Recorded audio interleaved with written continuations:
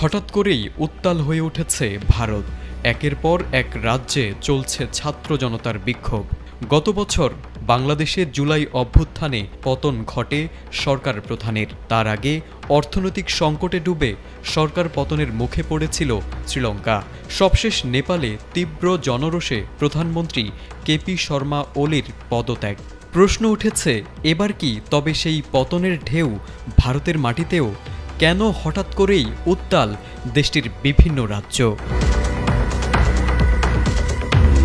ভারতের প্রধানমন্ত্রী নরেন্দ্র মোদী দীর্ঘদিন ধরেই জাতীয় ও আন্তর্জাতিক রাজনীতিতে প্রভাব বিস্তার করছেন, কিন্তু সাম্প্রতিক সময়ে তার নেতৃত্ব নিয়ে প্রশ্ন উঠেছে।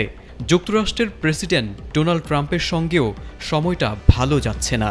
শুল্কনীতি ও বাণিজ্য চাপ মোদী সরকারের কূটনৈতিক সক্ষমতা নিয়ে সংশয় তৈরি করেছে। এছাড়া দেশের অভ্যন্তরে বেকারত্ব, শিক্ষা খাতে নৈরাজ্য ও একের পর এক বিতর্কিত সিদ্ধান্ত সরকারকে জনতার চোখে আস্থা হারানোর পথে ঠেলে দিয়েছে। নেপালে কিভাবে সাধারণ ছাত্র ও তরুণ সমাজের নেতৃত্বে ক্ষমতার পরিবর্তন ঘটে গেছে তা আজ অজানা নয়।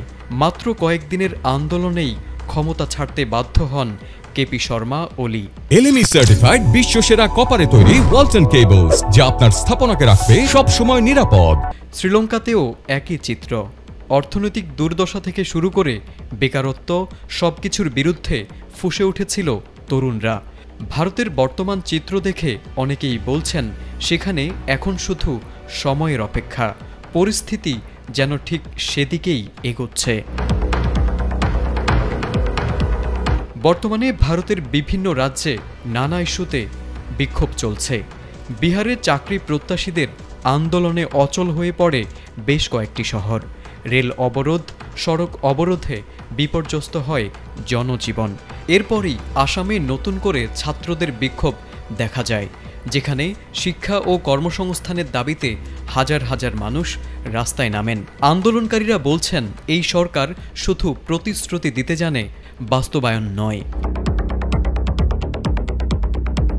বিশ্লেষকরা বলছেন, এটি নিছক কিছু দাবির আন্দোলন নয়, বরং এটি ধীরে ধীরে মোদী সরকার বিরোধী বৃহত্তর আন্দোলনে রূপ নিচ্ছে।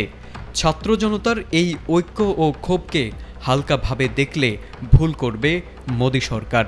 কারণ নেপাল ও শ্রীলঙ্কার মতো উদাহরণ সামনে থাকায় ভারতীয়রাও জানে কিভাবে ঐক্যবদ্ধ হলে পরিবর্তন আনা সম্ভব।